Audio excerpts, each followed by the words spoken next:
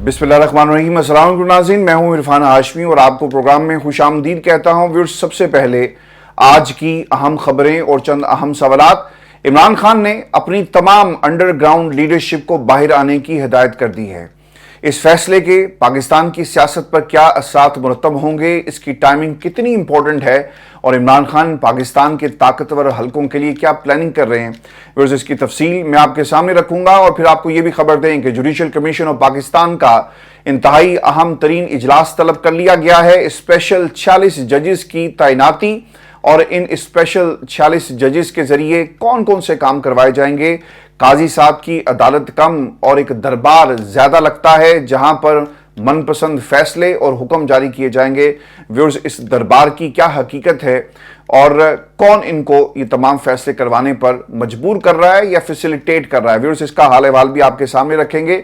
और जस्टिस मंसूर अली शाह को हटाने की क्या ये आखिरी कोशिश है और क्या हुकूमत इसमें कामयाब हो पाएगी, इसकी मुकम्मल तफसील भी व्यूअर्स आज की इस नशिस्त में हम आपके साथ शेयर करेंगे। और फिर मौलाना की पाकिस्तान तहरीक इंसाफ को ब्लैकमेलिंग और केपीके में अजीब व गरीब फरमाइश मौलाना की तरफ से की गई, ये फरमाइश क्या है, इसका हाल अहवाल भी आज की इस नशिस्त में मैं आपके सामने रखूंगा। लेकिन व्यूअर्स, सबसे पहले मैं आपको ये बता दूं कि इमरान खान साहब ने जेल में सहाफियों से गुफ्तगू करते हुए ये पैगाम अपनी तमाम अंडरग्राउंड क़यादत को दिया है। खान साहब ये कहते हैं कि मैं खुद यहां पर कैद हूं, आप लोग बाहर आएं, गिरफ्तारियां दें, जमानतें करवाएं और फेस करें हालात को, और अब जो कुछ होना है वो होकर रहेगा। और ये नहीं हो सकता कि एक बरस से आप बिल्कुल रूपोश हैं, जब से इलेक्शन हुए अब वक्त आ गया है कि वो तमाम अंडरग्राउंड जो क़यादत इस वक्त रूपोश थी वो बाहर आकर हालात का मुकाबला करें। दो चीज़ें बड़ी इंपॉर्टेंट हैं जी। ऐसे वक्त में इमरान खान की तरफ से ये पैगाम दिया गया जब पंजाब के अंदर पाकिस्तान तहरीक इंसाफ आपको रेजिस्टेंस मोड में नज़र नहीं आती, आपको मैदान में नज़र नहीं आ रही, आपको सारी की सारी जो फोर्स इस वक्त नज़र आ रही है पाकिस्तान तहरीक इंसाफ से वो मरकज़ में है। केपी के अंदर ऑब्वियसली आपकी हुकूमत है, वहाँ पर ज़्यादा मैटर नहीं करता, लेकिन वहाँ पर जो सबसे बड़ा मसला है वो आपके आपस के इख्तलाफात हैं। तो पंजाब एक ऐसा महाज था जहां से मरकज़ की हुकूमत कायम है। जब टक्कर मिलेगी मरीम नवाज को तो यकीनन कुछ लोगों को ये तकलीफ होगी और फिर वो मरीम के दिफा में सामने आएंगे, तो फिर असल मैदान लगेगा, और जिस मैदान में आप पहले से मौजूद ही नहीं। अब इमरान खान ने बाकायदा तौर पर उन तमाम कायदीन को जो इस वक्त अंडरग्राउंड है, जिनमें मुराद सईद हैं, काफ़ी अरसे से वो गायब हैं, इसके अलावा हमाद अजहर साहब वो हमें 13 अगस्त की रात मोटरसाइकिल पर नजर आए, लेकिन उसके बाद वो भी अंडरग्राउंड हो गए। और इसके साथ साथ सवाबी जलसे में उन्होंने एक तकरीर भी की।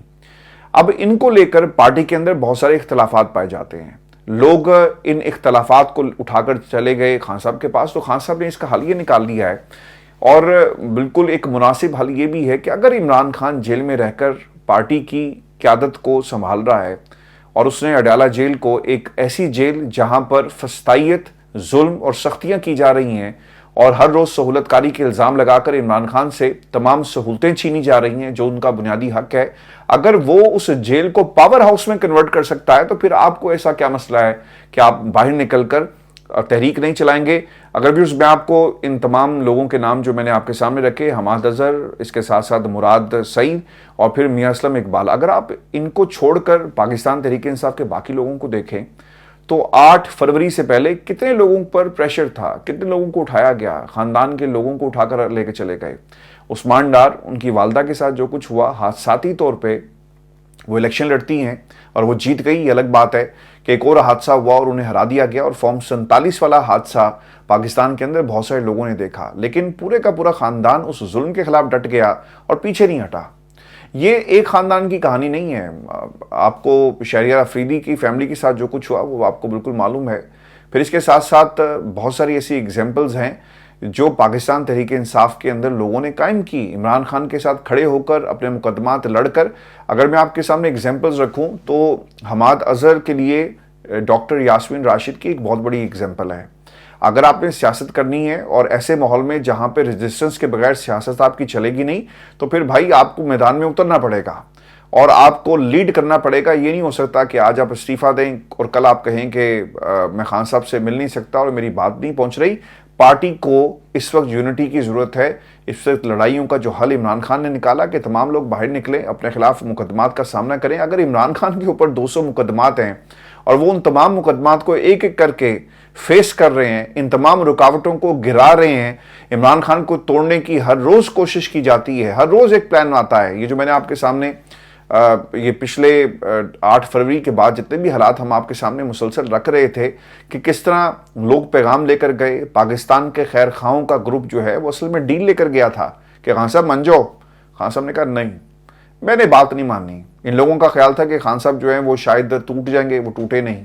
میں بار بار یہ بات کہتا ہوں آپ لوگوں کو بتانے کے لیے کہ عمران خان ہر گزرتے دن کے ساتھ مزید مضبوط ہو رہا ہے، اور انہوں نے عمران خان کی مقبولیت کا حل اذیت دے کر نکالا، لیکن اس اذیت سے عمران خان ہر گزرتے دن کے ساتھ مزید مضبوط ہو رہا ہے۔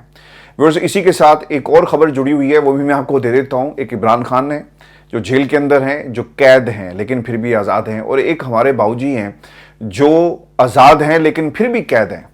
وہ کھل کر بات بھی نہیں کر سکتے۔ آج سے ٹھیک 4 برس پہلے جب وہ برطانیہ کے اندر پہلی دفعہ آئے اور انہیں موقع ملا پاکستان کی عوام سے بات کرنے کا، تو انہوں نے کیا کہا تھا کہ جنرل فیض اور جنرل باجوہ آپ کو حساب دینا پڑے گا، لیکن آج تک قوم یہ انتظار کر رہی تھی کہ ان کا حساب ابھی تک ہوا کیوں نہیں۔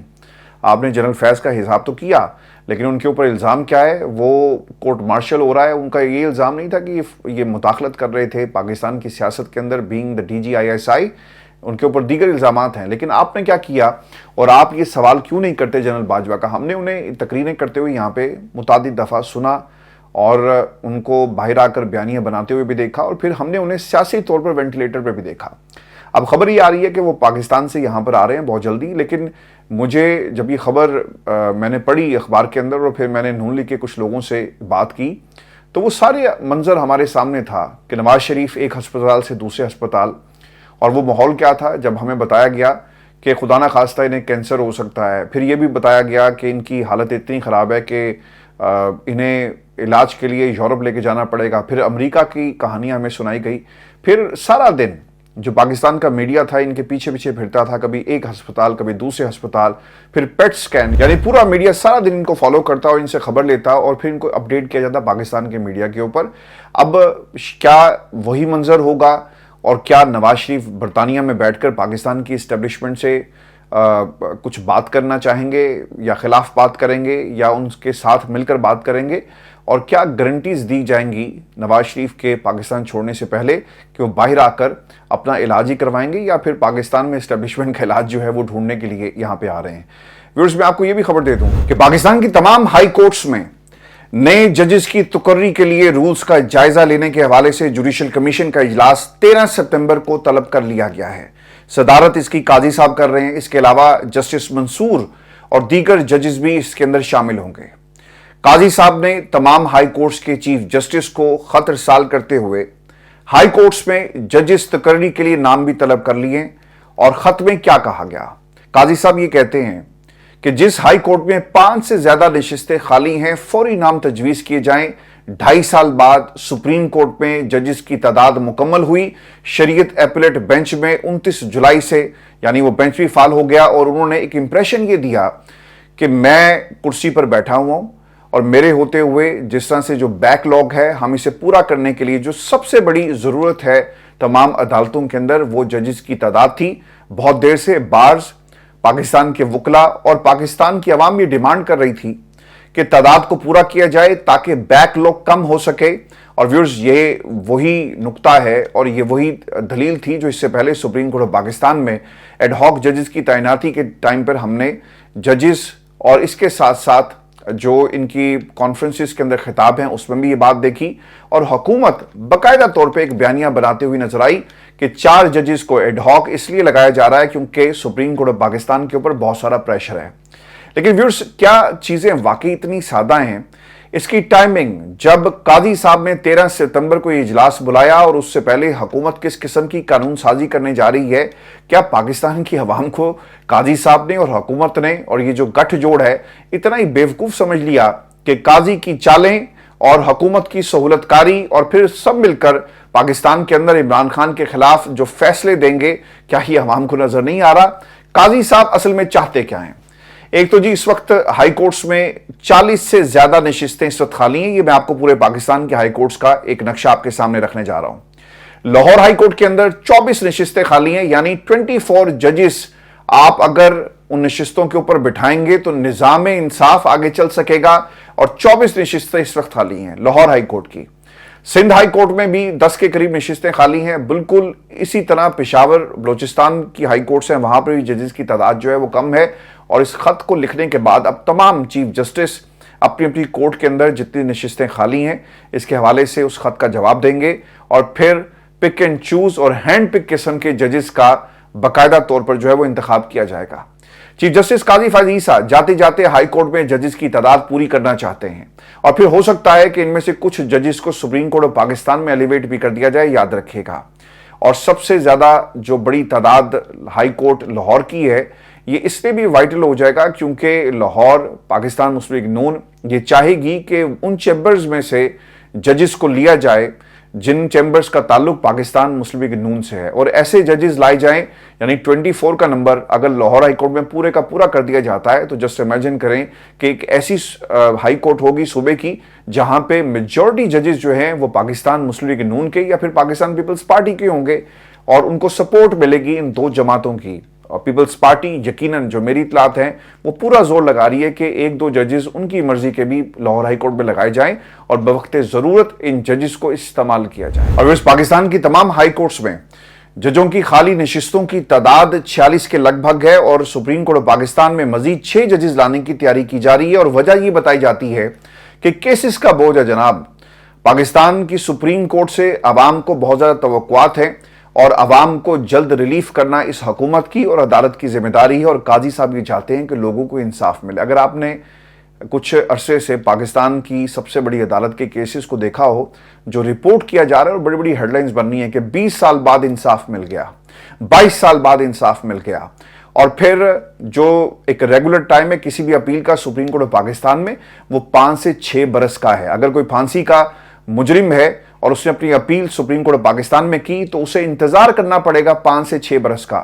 یہ وہ تمام باتیں ہیں, ایندھن ہے, کنٹینٹ ہے جسے وزراء اپنی تقریروں کے اندر اور ٹاک شوز میں استعمال کرتے ہیں. خواجہ آصف نے یہاں تک کہا کہ آپ نے دیکھا نہیں کہ کچھ دن پہلے ایک فیصلہ ہوا, 32 سال بعد اس کو انصاف ملا, کون ذمہ دار ہے اس کے 32 سالوں کے جو دن اس نے کال کوٹری میں گزار دیے, کون حساب دے گا؟ عوام یہ تصور کرے گی کہ دیکھیں جی کتنی اچھی حکومت ہے, لیکن یہ سارے کا سارا گھورک دھندا ہے, ایک ایسی سیاسی وجہ جو قاضی صاحب بنا کر اور چھپ کر اس وجہ کے پیچھے یہ سب کچھ کرنے جا رہے ہیں. ویورز یہ جو سیاسی وجہ ہے اس پہ بھی میں آپ کو بتا دیتا ہوں کہ نون لیگ کے ایکٹ میں یہ چیز شامل ہو گئی کہ ایک تو ججز کی تعداد 23 ہو جائے گی, اور دوسرا نظر ثانی اپیل کے لیے بنایا گیا لارجر بینچ جو ہے وہ ہوگا. یوں نون لیگ کو مخصوص نشستوں کے فیصلے میں نظر ثانی درخواست میں کافی فائدہ ہو سکتا ہے کیونکہ تب تک ان کی مرضی کے جج ہائی کورٹ سے لائے جا چکے ہوں گے. ویورز پاکستان کے اندر متعدد دفعہ یہ بات ہو چکی, جسٹس منیب اختر نے ججز کمیٹی کے اندر یہ نقطہ بھی اٹھایا کہ نظر ثانی کی اپیل اسی بینچ کے سامنے لگائی جائے گی جو اس سے پہلے یہ بینچ فیصلہ دے چکا. اب ایک نیا بینچ بنا کر اور مزید ججز کو اس میں شامل نہیں کیا جا سکتا, اس لیے نظر ثانی کا یہ رول طے کیا جائے گا. لیکن اس کے اوپر حکومت یہ سمجھتی ہے کہ جب یہ معاملہ دوبارہ نظر ثانی کے لیول پر جائے گا تو وہ 23 ممبرز کا ایک بینچ ہوگا اور 23 ججز یہ فیصلہ کریں گے, اور حکومت کا پلڑا بھاری ہوگا اور پھر اس فیصلے کو اڑا دیا جائے گا. حکومت چاہتی ہے کہ 13 ستمبر کے اجلاس سے پہلے پہلے یہ بل منظور ہو جائے اور سپریم کورٹ کے ججز کی تعداد ایڈ ہاک ججز کو ملا کر 25 ہو جائے گی. اس درمیان ہو سکتا ہے کہ جیسے ہی سپریم کورٹ کے ججز کی تعداد زیادہ ہو اور ججز کی تعیناتی بھی ہو جائے تو اس درمیان الیکشن کمیشن پاکستان تحریک انصاف کے 41 اراکین کو آزاد ڈکلیئر کر دے اور ان میں سے کچھ اراکین کو توڑ کر آئینی ترمیم بھی کر لی جائے. تو یہ وہ پلان ہے جس کے اوپر قاضی صاحب جو ہیں وہ کام کر رہے ہیں. اب قاضی صاحب کی ایکسٹینشن ہوتی ہے نہیں ہوتی یہ الگ سوال ہے. اس کے بعد یہ معاملہ سپریم کورٹ جائے, چیف جسٹس قاضی فائز عیسیٰ اس پر فل کورٹ بینچ بنائے جس میں سارے 25 جج جو ہیں مل کر بیٹھیں, چونکہ نئے ججز آنے کے بعد قاضی فائز عیسیٰ کی اکثریت ہوگی اور اس اکثریت کی بنیاد پر یہ تمام فیصلے کیے جائیں گے. اور یہ ترامیم پارلیمنٹ نے کی ہیں, ایک بیانیہ بنایا جائے گا. پاکستان کی سپریم کورٹ کچھ کر نہیں سکتی, آپ سپریم ہیں, آپ ہمارے لیے مقدم ہیں, آپ جو قانون سازی کریں گے ہم اس کے اوپر اف بھی نہیں کریں گے. جس طرح کسی بھی الیکشن سے پہلے امیدوار اپنی کمپین کرتا ہے نا, پولیٹیکل کمپین اپنے الیکشن کے لیے, اسی طرح یہاں پر سلیکشن سے پہلے ججز اپنی کمپین کر رہے ہیں اپنے ریمارکس کے ذریعے, اپنے فیصلوں کے ذریعے, اور اجلاس بلا کر یہ باقاعدہ ایک سٹیج سیٹ کیا جا رہا ہے جس دن یہ الٹیمیٹ سلیکشن ہوگی 46 اسپیشل ججز کی اور سپریم کورٹ پاکستان کے اسپیشل 6 ججز جن کے ذریعے پاکستان کا سیاسی منظرنامہ تبدیل کرنے کی کوشش کی جائے گی۔ ویورز، مزید کون سے معاملات اس وقت زیر التوا ہیں، اس کی ایک پکچر بھی میں آپ کے سامنے رکھ دیتا ہوں چونکہ آپ کے بہت سارے سوالات مجھے موصول ہوئے، جس میں یہ آپ کو بتانا بہت ہی ضروری ہے کہ قاضی صاحب اگلے 50 سے 55 دنوں کے اندر جو ان کے آخری دن ہے، ان میں کون سے ایسے کیسز ہیں جن کو سننے جا رہے ہیں، یا پھر یہ کیسز ان کے سامنے پڑے ہیں جنہیں یہ نہیں سنتے۔ ججز کا خط، اسلام آباد ہائی کورٹ کے 6 ججز نے قاضی صاحب کو خط لکھا کہ اسلام آباد ہائی کورٹ میں مداخلت ہو رہی ہے۔ خط میں جسٹس محسن اختر کیانی، طارق محمود جہانگیری صاحب تھے، بابر ستار صاحب تھے، سردار اعجاز اسحاق خان صاحب تھے، ارباب محمد طاہر تھے، سمن رفت امتیاز، ان سب نے دستخط کیے اور اس پر چیف جسٹس نے لارجر بینچ تشکیل دیا۔ چیف جسٹس قاضی فیض عیسیٰ کی سربراہی میں جسٹس منصور علی شاہ، جسٹس یحییٰ افریدی، جسٹس جمال مندوخیل، عطر منلہ، مسرت حلالی اور جسٹس نعیم اختر افغان پر مشتمل 7 رکنی بینچ جو اس میں شامل تھے، یہ تشکیل دیا گیا، لیکن اس پر ابھی تک کوئی مزید کارروائی نہیں ہو سکی۔ یہ معاملہ بھی سپریم کورٹ میں زیر التوا ہے کیونکہ اس کی مزید تحقیقات ہونی بہت خیر یہ آؤٹ آف کوسچن ہے۔ اگر تحقیقات ہوں گی تو اس کے بعد حقائق سامنے آئیں گے، لیکن کون تحقیق کرے گا؟ یہ حکومت جو ان کی مرضی پر اور ان کے اشاروں پر اور ان کی وجہ سے فارم 47 والی حکومت ہے، جو ان کی وجہ بنے انہیں بنانے میں، کیا ان کے خلاف یہ کارروائی کریں گے؟ کبھی نہیں کریں گے۔ دوسری چیز viewers, election tribunal cases, election tribunals کا معاملہ بھی ابھی تک سپریم کورٹ میں زیر التوا ہے۔ لاہور ہائی کورٹ نے 8 ججز پر مشتمل ٹریبونل بنایا، الیکشن کمیشن نے اسے سپریم کورٹ پاکستان میں چیلنج کر دیا۔ قاضی صاحب نے چیف الیکشن کمشنر اور لاہور ہائی کورٹ کی نئی چیف جسٹس عالیہ نیلم کو مشاورت سے معاملہ حل کرنے کا کہا۔ چیف جسٹس عالیہ نیلم نے الیکشن کمیشن کی بات ماننے سے انکار کر دیا اور اس کے بعد سپریم کورٹ میں گزشتہ ہفتے اس کیس کی سماعت تھی، لیکن کچھ وجوہات کی بنا پر جسٹس جمال مندوخیل سپریم کورٹ نہیں تھے اور یہ معاملہ ایک بار پھر وہ لٹک گیا ہے۔ تیسری چیز ہے نیب ترامیم کا کیس۔ نیب ترامیم کالعدم قرار دینے کے خلاف حکومتی اپیلوں پر سماعت چیف جسٹس پاکستان قاضی فیض عیسیٰ کی سربراہی میں 5 رکنی لارجر بینچ نے کی۔ جسٹس امین الدین، جسٹس جمال مندوخیل، جسٹس عطر منلہ اور جسٹس حسن اظہر رضوی اس بینچ میں شامل تھے۔ اس بینچ نے 6 جون کو فیصلہ محفوظ کیا۔ عمران خان بھی اس بینچ کے سامنے ویڈیو لنک پر پیش ہوئے، لیکن اس کیس کا فیصلہ ابھی تک نہیں آیا۔ پھر قاضی صاحب یہ کہتے ہیں کہ عطر منلہ کو مخاطب کر کے کہ 1.5 برس ہو گیا، فیصلہ کیوں نہیں کرتے؟ یہاں پر بہت سارے کیسز آپ کے سامنے زیر التوا ہیں، قاضی صاحب آپ فیصلہ کیوں نہیں کرتے؟ یہ پاکستان کی عوام کا سوال ہے۔ سپریم کورٹ نے اس کیس کے حتمی فیصلے تک احتساب عدالت کو کسی بھی کیس کا فیصلہ کرنے سے روکا ہوا ہے۔ اور دوسری طرف ویورز، فضل الرحمان کی بلیک میلنگ جاری ہے۔ میں تو پہلے یہ کہتا تھا کہ یہ رانگ نمبر ہے اور پاکستان تحریک انصاف کو کبھی بھی فضل الرحمان کے پاس چل کر نہیں جانا چاہیے تھا۔ اگر آپ اصولوں کی سیاست کرتے ہیں تو پھر اصولوں کے اندر فائدے نہیں دیکھے جاتے، فائدہ صرف عوام کا دیکھا جاتا ہے، اپنا نہیں۔ فضل الرحمان کے ساتھ سیاست ہو رہی تھی، فضل الرحمان کے پاس آپ چل کر گئے تاکہ ایک آپ کو سپورٹ مل سکے، اسٹریٹ پاور، اور آپ حکومت کو ایک انڈر پریشر لا سکیں، لیکن انہوں نے کیا کیا ہے؟ بلیک میلنگ شروع کر دی ہے۔ اور اطلاعات یہ ہیں ویورز کے فضل الرحمان نے پاکستان تحریک انصاف کو جو بلیک میلنگ کی ہے وہ اس انداز میں، وہ یہ کہتے ہیں کہ مجھے خیبر پختونخوا میں 2 سینٹ کی نشستیں دیں، اور اگر دیکھا جائے تو ان کی ایک بھی نہیں بنتی۔ جس طرح سے فیصل واڈا صاحب کو پاکستان پیپلز پارٹی اور نون لیگ نے سپورٹ کیا اور انہیں سینیٹر منتخب کروایا گیا، بالکل اسی طرح فضل الرحمان صاحب بھی یہ چاہتے ہیں کہ کے پی سے ان لوگوں کو ایڈجسٹ کیا جائے اور جن کے اوپر وہ ہاتھ رکھیں اور پاکستان تحریک انصاف کے لوگ انہیں ووٹ دیں۔ اگر یہ نہ کیا گیا تو پھر فضل الرحمان قومی اسمبلی اور سینٹ دونوں میں حکومتی اتحاد کو آئینی ترمیم کے لیے ووٹ دے سکتے ہیں۔ قومی اسمبلی میں اس وقت فضل الرحمان کی 8 نشستیں ہیں، سینٹ میں فضل الرحمان کی 5 نشستیں ہیں۔